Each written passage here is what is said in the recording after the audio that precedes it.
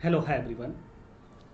नमस्कार दोस्तों, आप सभी का बहुत बहुत स्वागत है अपनी नेक्स्ट क्लास में। संधि को हम लोग कवर कर चुके हैं और समास को लेकर चर्चा कर रहे हैं। ठीक है, तो इस समास में एक भी पॉइंट ऐसा नहीं जाएगा जो आपके क्वेश्चन बनते हैं उनसे रिलेटेड। मैंने सारी चीज़ें अलग अलग तरीके से यहाँ पर रखी हुई हैं। इन चीज़ को आप लोग नोट करिएगा, मैं कहता हूँ, क्योंकि नोट करने वाली चीज़ ही ऐसी। ये आप अगर नोट्स बना लेते हो तो मुझे नहीं लगता आपको कोई प्रॉब्लम होगी। एक भी क्वेश्चन यहाँ से बाहर नहीं जाएगा, चाहे वो किसी भी कोई भी एग्ज़ाम हो, कोई भी एग्ज़ाम हो, किसी से भी रिलेटेड आपका बाहर नहीं जाए। चलिए इसी के साथ हम लोग स्टार्ट करते हैं और ज़्यादा डिले नहीं करेंगे, क्योंकि बहुत सारी चीज़ें इसमें समास में रिलेटेड हैं। तो यहाँ पर समास शब्द बना कैसे, समास शब्द क्या है, समास शब्द का अर्थ क्या, उन चीज़ों को रिलेटेड देखेंगे। ठीक है, तो समास शब्द बना कैसे हम यहीं पर देख लेते हैं। एक छोटा सा पॉइंट ले लेते हैं। कभी कभी बन जाता है कि समास शब्द में उपसर्ग कौन सा है, धातु कौन सी है और प्रत्यय कौन सा है। तो समास शब्द में वैसे तो आप लोग जानते होंगे सम उपसर्ग है प्लस अस धातु है, ओके, और प्लस घय प्रत्यय है। तो समास शब्द में सम उपसर्ग अस धातु घय प्रत्यय होकर समास शब्द निष्पन्न हो जाता है। ये आप याद रखिएगा। मैं एग्जाम की दृष्टि से पॉइंट ऑफ व्यू लेकर हम लोग पढ़ा रहे हैं और आप लोग पढ़ रहे हैं। ठीक है, चलिए परिभाषा की चर्चा करें। जो भी परिभाषाएं थी हमने सारी ले ली, कोई हिंदी कुछ अलग है नहीं, एक ही चीज़ है। ये कह रहा कि अनेक पदा नाम एक पदी भवनम समासा। ये कह रहा है कि बहुत से जब पद, अनेक माने बहुत, पदा नाम षष्ठी व्यक्ति, ये बहुवचन का प्रयोग किया। अनेक पदों को जोड़ करके जब एक पद कर दिया जाए, तो एक पद हो जाए, तो उसे हम समास कहते हैं। ठीक है, ये नहीं कहा गया यहाँ पर कि अलग अलग वर्ण या एक वर्ण या अनेक वर्णों को मिलाकर समास किया। वर्ण नहीं, वो संधि में आता है। लेकिन यहाँ कहा गया कि जो अनेक पदों को एक पद कर दिया जाए उसे हम समास कहते हैं। सीधी सी रेफ। कहीं कहीं ये परिभाषा डायरेक्ट रख देते, ये छोटी है बट अर्थ वही देगी, जो ऊपर है वही ये नीचे है। ये कहता है कि समसनम समासा, वही अर्थ है जो मैंने अभी ऊपर कहा है कि समसनम समासा। अर्थात समास का अर्थ क्या है। तो समास शब्द का जो अर्थ है उससे हम थोड़ा यहाँ पर लिखें संक्षेप या संक्षेपीकरण। संक्षेप या संक्षेपीकरण, ये क्वेश्चन बनता है कि समास शब्द का अर्थ क्या है। ऑप्शन में, ये दो ऑप्शन में दे देगा कहीं भी। ठीक है, लेकिन इसका अर्थ क्या है कि संक्षेपीकरण को ही समास कहते हैं। कि जब बहुत से पद थे उसको हम यहाँ इकट्ठा कर दिया तो ये संक्षेप हो गया, छोटा हो गया, तो इसे हम समास कहेंगे। ठीक, और कोई ज़्यादा डेफिनेशन लिखने की ज़रूरत नहीं है। कोई भी आप बुक उठा लीजिएगा, अर्थ यही निकलेगा, चाहे घुमा फिरा के कोई भी यही निकलेगा। आपको यही समझना है। ठीक है, कि ये परस्पर मिलकर बनते हैं, एक नया शब्द बनाते हैं, एक नए अर्थ को प्रतिपादित करते हैं, झंकृत करते हैं। तो ये सारी चीज़ें आप याद रखिएगा अपने माइंड में। आगे चर्चा करते हैं विग्रह। ये यहाँ से भी क्वेश्चन बनता है कि जो विग्रह है वो कितने प्रकार के होते हैं। विग्रह आपके दो प्रकार के होते हैं। कौन कौन से, तो मैं पहले बात करना चाहूँगा। पहला आपका विग्रह होगा लौकिक, जो लोक में प्रचलित है, लौकिक। और ये नोट करते जाना, नोट्स बना लेना, मैं मौका नहीं दूंगा आगे। और दूसरा पॉइंट आपका 2 नंबर का अलौकिक। अब अंतर क्या है, जो अलौकिक विग्रह है वो विभक्तियों के अकॉर्डिंग चलता है, और जो लौकिक है वो आपका सामान्य जो लोक व्यवहार में चलता है उनके अकॉर्डिंग। यहाँ पर जो विभक्तियाँ 7 विभक्तियाँ होती हैं, 3 वचन होते हैं, जो 21 प्रत्यय होते हैं, उन 21 प्रत्ययों के आधार पर अलौकिक विग्रह होता है। ये नोट कर लेना। तो मैं यहाँ पर मैं लौकिक करके दिखाता हूँ, लौकिक विग्रह क्या है, अलौकिक क्या है। ठीक, इसको आप याद रखिएगा। तो लौकिक विग्रह जैसे दशरथस्य, ये लौकिक या समाज में प्रचलित है। दशरथस्य पुत्रः, दशरथ का पुत्र, अर्थ वही होगा। और इसी को हम जब अलौकिक में लाएंगे तो हम क्या करेंगे, तो इसी को हम अलौकिक में जब करेंगे तो उसका क्या होगा, ये देखिएगा। दशरथ गस और पुत्र सु, ये आपका अलौकिक हो गया। होता क्या है, जो यहाँ आप विसर्ग देख रहे हो, यहाँ सु में उ की उपदेश से संज्ञा होगी और सा का विसर्ग हो जाएगा, तो पुत्रा बन जाएगा। गस में गा की संज्ञा हो जाती है और लसक को दद्दते से, लेकिन ला और सा का वर्ग, तो का खा गांगा आता है। और तो बचता अस, और अस बचेगा है तो दशरथ में जो था है वो उसका आ का लोप हो जाता है, ये सेठ चा से आ रहता है और आ मिल जाएगा इससे और सा का विसर्ग हो जाएगा, तो दशरथा पुत्रा। तो यहाँ पर अगर मूल शब्द जो बनेगा वो यही बनेगा कि दशरथ पुत्र, यानी कि मिला देंगे तो विभक्ति का लोप दशरथ पुत्र, ठीक है, दशरथ का पुत्र। और यही रूप यहाँ भी बनेगा, नीचे भी क्या बनेगा, दशरथ पुत्र, ठीक है। तो अर्थ एक ही होगा, लेकिन अलौकिक और लौकिक में यही अंतर, समझ गए, क्लियर है। आगे बढ़ते हैं। विग्रह दो प्रकार के होते हैं, जैसा कि मैंने बताया है, कौन कौन से, लौकिक और अलौकिक, जिसमें आपको बताया था दशरथस्य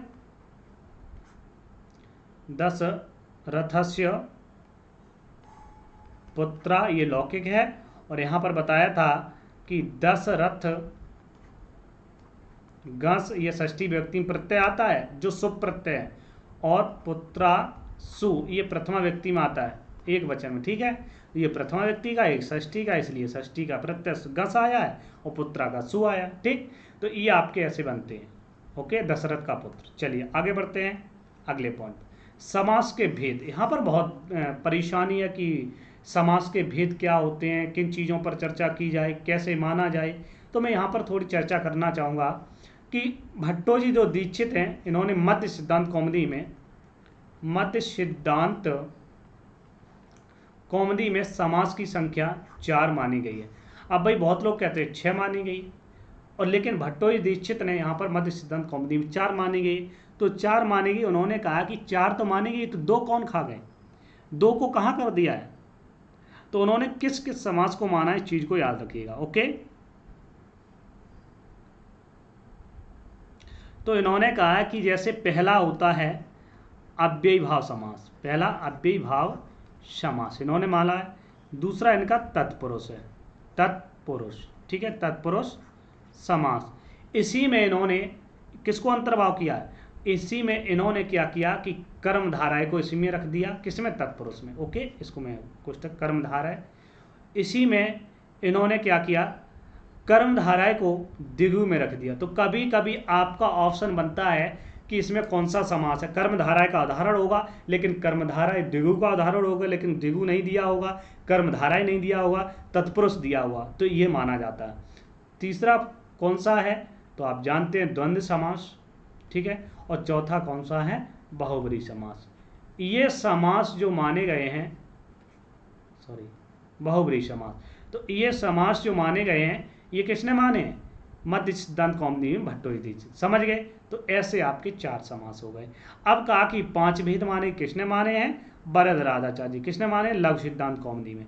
तो उस मध्य सिद्धांत कौमुदी में, मध्य सिद्धांत कौमुदी में, तो आप याद रखिएगा यहाँ लघु सिद्धांत कौमुदी में 5 माने गए। कौन कौन से, तो इन्होंने कहा है कि मैं ऐसे काम नहीं करने वाला हूँ, कि वरदराजाचार्य जी ने कहा कि समास 5 प्रकार के होते हैं, और 5 प्रकार के जो समास होते हैं उसमें मैंने कर्मधाराय को तत्पुरुष में मान लिया गया। तो यहाँ पर मैं लिखूँगा कि अव्ययी भाव, ठीक है, पहला, दूसरा आपका तत्पुरुष, और तत्पुरुष में ही इन्होंने कर्मधाराय को समेट दिया, ठीक है। और तीसरा आपका है द्विगु, और चौथा आपका है क्या, द्वंद्व, और 5वां आपका है बहुब्रीहि, ठीक है। याद रहेगा सभी को, ये 5 प्रकार के समास वरदराजाचार्य जी ने माने, वरदराज ने माने, ओके।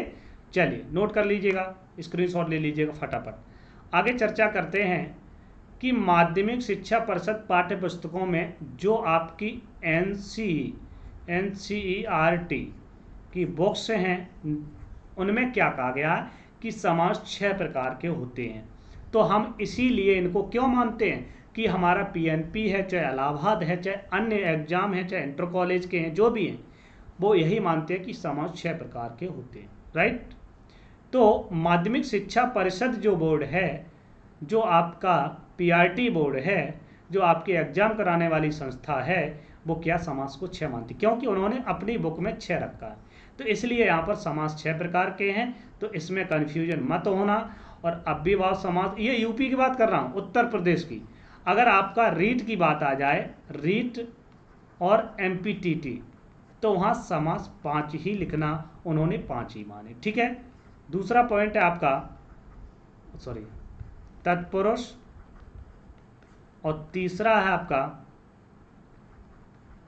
कर्मधारय। एक एक पॉइंट करके आपको मैंने बता दिया। चौथा आपका है कर्मधारय के बाद आता है दिगु, और पांचवा आपका है द्वंद्व, और छठवां आपका है बहुब्री। ठीक है, मेरी राइटिंग थोड़ी अच्छी नहीं है तो याद रखना। ओके। समास के प्रमुख रूप से 6 भेद होते हैं। यहाँ पर एक लाइन नोट करके हमने लिख दी है कि समास जब भी पूछा जाए तो प्रमुख रूप से 6 भेद होते हैं, जो कि आपके ऊपर लिखे हुए हैं। ओके, चलिए, ये क्लियर हुआ। समझते चलिए, नोट्स बनाते हैं। चलिए, पुश कर दिया करो और वीडियो को अंत तक जरूर देखें। चैनल पर पहली बार आए तो ज्वाइन कर लें। ठीक है, अपने दोस्तों को भी शेयर किया करिए, क्योंकि ये मैटर जो आपको पूरा लिखा है मिलता है। तो यहाँ पर हमने देखा कि समास को हम 6 समास को पढ़ेंगे। जैसा कि पहला था अव्ययभाव समास। अव्ययभाव समास में बहुत बड़ा है, इसमें इसके 16 प्रकार होते हैं। मैं यहाँ पर चर्चा कर रहा हूँ। ठीक है, आगे चल के इन शब्दों को जानेंगे। अब इसमें होता क्या क्या है, जो मेन पॉइंट है उनको समझते चलिए। ये कहता है, देखिए, ये सूत्र है पूर्व पदार्थ प्रधान हो अव्ययभाव। कभी पूछ लिया जाता है कि अव्ययभाव समास का सूत्र क्या है। ये कहता है पूर्व पदार्थ यानी पहला पद, यहाँ सीधा निकल रहा। पहला पद क्या होता है, प्रधान होता है, उसे हम अव्ययभाव समास कहते हैं। ठीक, डेफिनेशन लिखने की कोई जरूरत नहीं है। जिस समास में, या ऐसे लिखिएगा, इस समास में पूर्व पद प्रधान होता है उसे हम अव्ययभाव समास कहते हैं। ठीक, नोट, यहाँ पर जो नोट दिया गया इसको विशेषकर ध्यान दीजिएगा। ठीक है, इस नोट को पढ़िएगा, यहाँ से क्वेश्चन बनता है और बन चुका है। चलिए, अव्ययभाव समास होने पर जो समासिक पद बनेगा, ये देखो, पहला अव्ययभाव समास होने पर जो समासिक पद बनेगा, पहले अगर समासिक वो अव्यय शब्द नहीं होगा, फिर भी वो क्या बन जाएगा, समासिक पद अव्यय बन जाता है। क्या बन जाता है, अव्ययभाव जब समास हो जाएगा तो उसे हम अव्यय पद कहेंगे। और कहाँ होगा, कैसे होगा, उन चीज़ों को यहाँ पर देखिएगा।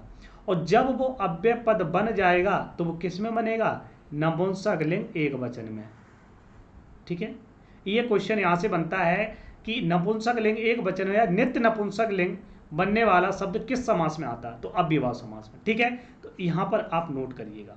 ठीक है, जैसे आप पढ़ते उपगंगम। ठीक है, उपगंगम, अब उपगंगा कह देते, उपगंगम क्यों उपगंगम हमें बनाना पड़ा कि फल के समान, जैसे फल शब्द है और लगा दिया फलम, तो इसी प्रकार से उपगंग शब्द उपगंगम, ये अव्ययभाव शर्त रखी गई है कि यहाँ पर अव्यय शब्द होना चाहिए और नपुंसक लिंग एक वचन में रूप चलते हैं, इसके एक वचन में बनता है। ठीक है, चलिए आगे चर्चा करते हैं। अव्ययभाव शब्द की व्युत्पत्ति कैसी हुई है, तो कहा कि अनव्यय अव्यय संपद्यते इति अव्यय, कहा कि जो खर्च ना हो, जो व्यय ना हो। ठीक है, जो खर्च ना हो, जो व्यय ना हो, उसे हम क्या कहेंगे, न व्यय इति अव्यय, अव्यय संपद्यते इति अव्यय। तो अव्यय समास में, अव्ययभाव समास में ये चीज़ें आपको देखने को मिलती हैं। ओके, तो इन चीज़ों को आप याद रखिएगा। जैसे मैं एक उदाहरण लूँ, ठीक है, अब इसकी अगर चर्चा करूं डेफिनेशन की, तो आप लिख लीजिएगा, ना अव्ययम, जो अव्यय नहीं है उसे अव्यय बनाने के लिए हम क्या करते हैं, तो यहां पर मैं लिख देता हूं, जो शब्द समास से,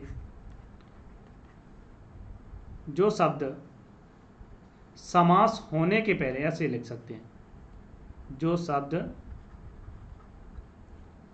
समास होने से पहले, समास होने से पहले तो अव्यय न हो, अव्यय न हो। ठीक है, किंतु जो चीज मैं समझा रहा था वही यहां पर की गई, किंतु समास होने पर अव्यय हो जाए, इससे आपको क्लियर हो जाएगा। अव्यय हो जाए वही अव्ययीभाव समास कहलाता है। अव्ययीभाव समास कहलाता है, ठीक है। ये आप याद रखिएगा। जैसे एक उदाहरण मैं यहाँ पर कहूँगा, इसको ले लेते हैं, सत्यम अनतिक्रम्य। अब शक्ति शब्द जो है ये अव्यय नहीं है, इसको कोई बांध नहीं सकता है, लेकिन अब इसको हम समास कर रहे हैं, और समास करने के बाद इसमें क्या जुड़ जाएगा? यथाशक्ति। यथाशक्ति। अब देखिएगा, यथा क्या है? अव्यय है। अब समास हो गया, इस पद को समस्त पद कहेंगे। क्या कहेंगे? समस्त पद, या सामासिक पद कहेंगे, या सामासिक पद कहेंगे। कभी कभी क्वेश्चन बनता है कि जो शब्द समास हो जाता, समास युक्त होता है, उसे हम क्या कहते हैं? सामासिक पद, समस्त पद, ठीक है। यथाशक्ति, यथा क्या? अव्यय है। अव्यय, यथा अव्यय होने के नाते शक्ति शब्द में क्या हो जाएगी? यथाशक्ति हो जाएगी। लेकिन शक्ति में होगा, माँ नहीं है, फिर भी अव्यय है, तो जब समास हो जाता है तो अव्यय हो जाता है। ओके, इतनी बात सभी को क्लियर है? राइट। चलिए यार, शेयर कर दिया करो, मजा आ जाएगा, ठीक है। आगे बढ़ते हैं अगले पॉइंट को लेकर। क्लियर है? नोट कर लो फटाफट, उसके बाद आगे बढ़ते, पोस्ट कर लिया करो, ठीक है, क्योंकि बहुत बड़ा समास है, इसको लेकर हम लोग चर्चा करेंगे। अभी तक स्टार्ट नहीं हुआ, हम उसी पर चर्चा करते जा रहे हैं, ठीक है। ये क्या था? क्या अव्ययीभाव समास करने वाला सूत्र। अब देखो, ये 16 प्रकार हैं। कौन से? 16 प्रकार। कौन कौन से? तो कहता है कि अव्ययम, अव्यय पद हो, विभक्ति, समीप, समृद्धि, वृद्धि, अर्थाभाव, अत्यय, असंप्रति, शब्दों पश्चात, यथा, आनपूर्व, योगपद्य, सादृश्य, संपत्ति, साकल्य, अंतवचनेश। इन शब्दों के योग में अव्ययीभाव समास होता है। ये शब्द हैं, 16 प्रकार के अव्ययीभाव समास होंगे, उनको एक एक चर्चा करेंगे। जैसे 1 2 3 4 5 6 7 8 9 10 11 12 13 14 15 16, ठीक। तो यहाँ कहता है ये पहला अव्यय नहीं होगा, ओके। ये कहता है अव्ययीभाव समास में अव्यय में क्या क्या आता है? तो विभक्ति आती है, तो विभक्ति 1, समीप 2, समृद्धि 3, वृद्धि 4, अर्थाभाव 5, अत्यय 6 और असंप्रति 7, शब्द प्रादुर्भाव 8 और पश्चात 9, यथा 10, आनपूर्व 11, योगपद्य 12, सदृश्य 13, संपत्ति 14 और साकल्य 15 और अंतवचन 16। ये 16 प्रकार के आते हैं, ठीक है। इनकी हम लोग एक एक करके चर्चा करेंगे। चलिए अब स्टार्ट करते हैं। ये आपका समास, और काफ़ी अच्छी तरीके से आप लोग इसको समझ गए होंगे। पहला आता है विभक्ति, ठीक। विभक्ति में क्या होता है? विभक्ति में अगर डेफिनेशन लिखोगे तो बहुत टाइम लगेगा, इसको हमने शॉर्ट में पूरा फार्मूला यहाँ पे बना दिया। इति को क्या करोगे? अधि में परिवर्तित करोगे। इति को किस में परिवर्तित करोगे? अधि में। कैसे? तो इति के जो भी उदाहरण हैं उन चीज़ों को हम लोग देख लेंगे, उन चीज़ों को समझ लेंगे, ठीक है। चलिए, तो विभक्ति से रिलेटेड हम देखेंगे। तो इनके जैसे आपके उदाहरण ले लेते हैं। विभक्ति होगी, विभक्ति पहले आएगी, पूर्व में विभक्ति प्रधान होगी, हरऊ इति, ठीक। हरऊ इति, यहाँ हरऊ है, ओके। विभक्ति का लोप होगा तो मूल शब्द रहेगा, तो यहाँ बचेगा हरि। यहाँ इति को किस में बदलेंगे? तो इति को किस में बदल रहे हैं? आदि में, ठीक है। इति को किस में बदला? आदि में, ओके। तो इसको क्रॉस मल्टीप्लाई करेंगे यहाँ पर, जैसे नहीं मैथ में पक्षांतर करने पर, तो अधि को आगे ला जाएंगे और पूर्व में, और हरि को पृष्ठे लाएंगे तो बन जाएगा आदि हरि, ठीक। तो जोड़ देंगे इन दोनों को तो बन जाएगा आदि हरि। तभी पूछा जाए आदि हरि में कौन सा समास है? तो अव्ययीभाव समास है, ठीक है। ये प्रोसेस हमने अव्ययीभाव समास को लेकर हमने बहुत अच्छे से समझाने की कोशिश की है। इसी प्रकार से मैं विग्रह का लिखता जाऊंगा और आप लोग शब्दों को बनाते जाओगे। ठीक है, इसी प्रकार से 2 2 3 3 उदाहरण लेकर आपको समझाते हैं। जैसे आत्मनि प्लस अति इति। ठीक है, तो आत्म शब्द है, क्या है?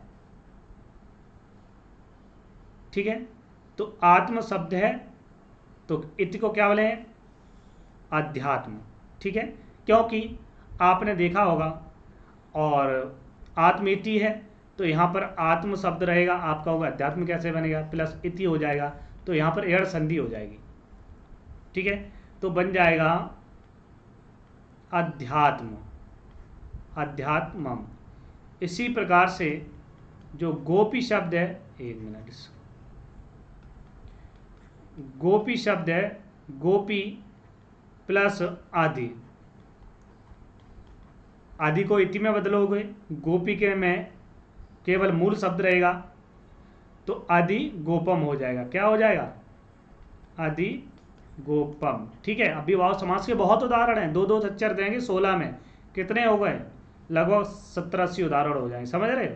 तो ऐसे आप याद रखिएगा, अधिगोपम और अध्यात्मम और अधिहरि, ये विभक्ति से रिलेटेड थे। आगे चर्चा करेंगे सेकंड, समीप। समीप को किस में बदलेंगे? उप में। समीप को किस में बदलेंगे? तो समीप को बदलेंगे उप में। चलिए देख लेते जैसे कैसे बदलेंगे उप में, तो आप लोग भी इसको कर सकते हो। ठीक है, जैसे गंगा या समीपम, एक चीज आप याद रखिए, नोट करिएगा, गंगा या समीपम, गंगा या समीपम। तो समीप को हमने किस में परिवर्तित कर दिया? उप में। ओके, और गंगा मूल शब्द रहेगा, गंगा क्या रहेगा? गंगा। ओके, जब मिलाएंगे इन दोनों को पक्षांतर करने पर तो ये हो जाएगा उप, ये हो जाएगा गंगा। और ये जब गंगा हो जाएगा तो आपने देखा होगा, इन चीज़ों को मिलाएंगे और ये कहा गया है ये नपुंसक लिंग एक वचन बनेंगे, नपुंसक लिंग एक वचन में। ठीक, अव्ययभाव समास के, तो उप गंगम क्या हो जाएगा? उपगंगम बन गया, गंगा नदी के किनारे या गंगा नदी के समीप। तो उपगंगम में क्या होगा? अव्ययभाव समास होगा। किस अर्थ में? समीप अर्थ में। ठीक, क्लियर। इसी प्रकार से समास विग्रह लिखते जाएंगे और आप लोग यहाँ पर शब्दों को बनाते जाएंगे। जैसे नगरस्य समीपम, अब लग रहा होगा आपको कि सरल है, नगरस्य समीपम। बहुत लोग इसमें चक्कर में पड़ जाते हो। अगला कृष्णस्य समीपम, क्या बनेगा इसका? डायरेक्ट बनाइए, अरे बहुत तेज हो आप लोग कूलस्य समीपम, ओके, तटस्य समीपम,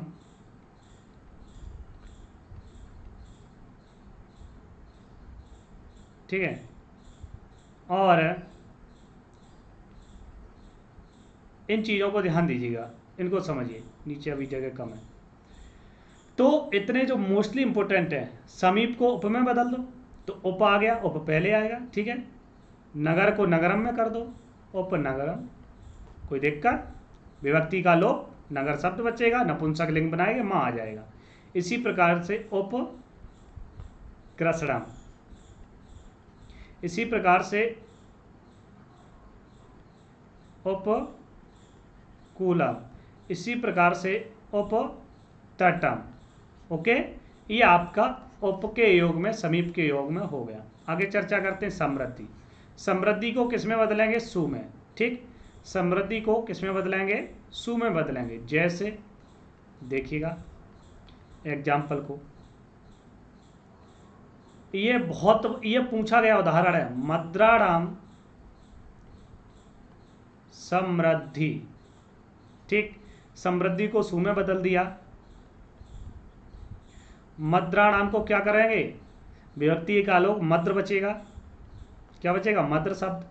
पक्षांतर करने पर, अब मैथ को भी समझिए, सुमद्र। ठीक है, और जब नपुंसक लिंग बनाएंगे तो इसको मिला दो, सुमद्रम।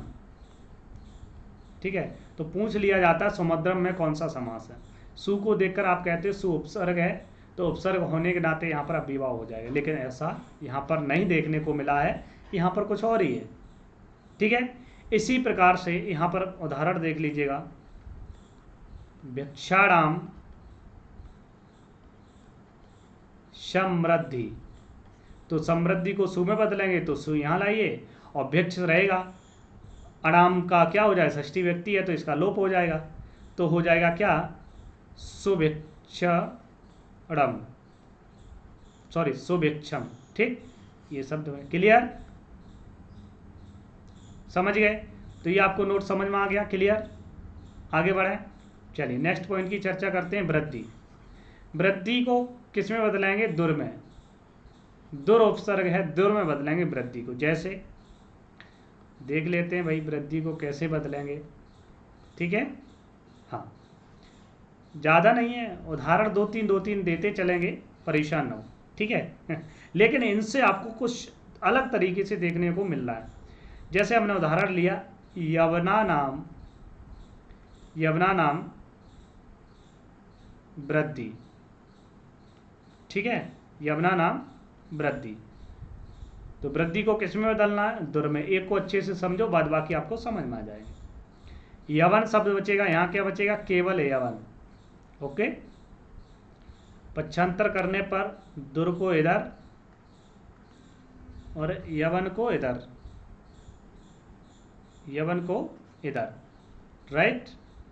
हाँ, अब देखिएगा रा है उसका ऊर्ध्वगमन हो जाएगा और माँ आएगा, तो इनको दोनों को मिला दो, क्या बनेगा, दुर यवनम, दुर यवनम। ठीक, ये आपका बन गया, क्लियर, समझ में आ गया। अब देखिए अन्य उदाहरण की चर्चा करेंगे यहाँ पर। जैसे भिक्षाणाम, भिक्षाणाम वृद्धि, क्या बनेगा, भिक्षाणाम वृद्धि, सकानाम वृद्धि। ओके, क्या बनेगा, और राक्षसानाम, राक्षसानाम, एक मिनट,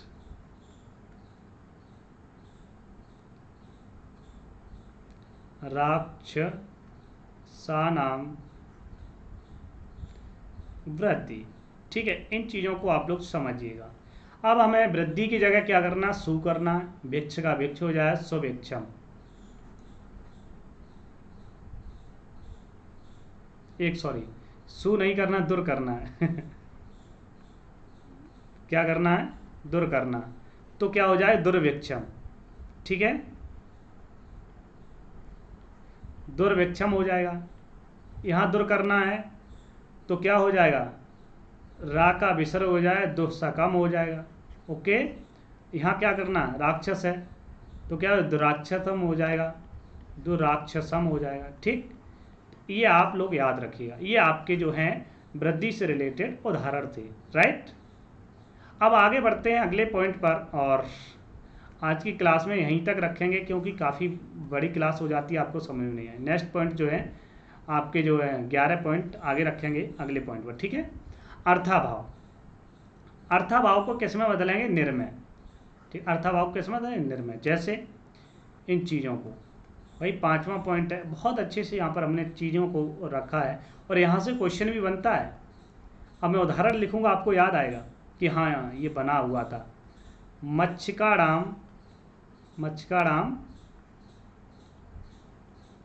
अभावा, ठीक है, मच्छकाणाम अभावा। ओके, अब देखिएगा अभाव, भाई प्रक्रिया पहले की है सीधी सी, अब डायरेक्ट करूँगा मैं। ठीक, अभाव को क्या करेंगे, निर्मय बदलेंगे, तो और मक्षिक शब्द है तो क्या हो जाए, निर्मक्षिकम, निर का ऊर्ध्वगमन हो जाएगा तो निर्मक्षिकम। ओके, क्लियर है। इसी प्रकार से अन्य भी उदाहरण की देख कर बात करेंगे। प्राणानाम अभावा, ठीक, तो क्या हो जाएगा,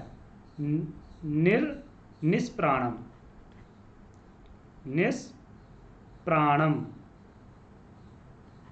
तो रा का सा भी होता आप जानते हैं, तो निष्प्राणम कहीं भी आ जाए अष्टनाष्टु सूत्र से स्वरू से रू हो जाएगा, खर वसन में विसर्जनीय से सा हो जाता विसर्ग को, है ना। हाँ, तो निष्प्राणम हो जाएगा। विघ्ना नाम अभावा, ठीक है, विघ्ना नाम अभावा, तो निर्विघ्नम क्या हो जाएगा, निर्विघ्नम। क्लियर, ये चीज़ समझते चलिएगा। इसी प्रकार से जना नाम अभावा क्या होगा, निर्जनम। कहते ये कैसे हुए है, तो निर्जनम ऐसे ही बनता है, ये पूछा गया है, उदाहरण है, निर्जनम, निर्मच्छिकम, निष्प्राणम, ठीक है। ये सभी मोस्टली इम्पोर्टेंट ही मैं ले रहा हूँ, ज़्यादा ले नहीं रहा हूँ। एट लास्ट एक देख लेते हैं,